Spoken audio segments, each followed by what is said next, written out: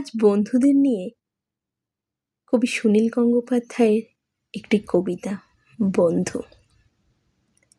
আমার কিছু বন্ধু আছে, ভালো মন্দ পাঁচ মিশালি, নানা রকম খামখেয়ালি, রোগা মোটা অসীম বলি।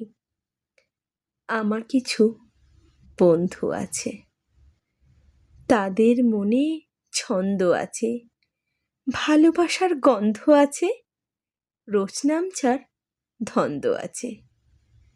আমার কিছু বন্ধু আছে,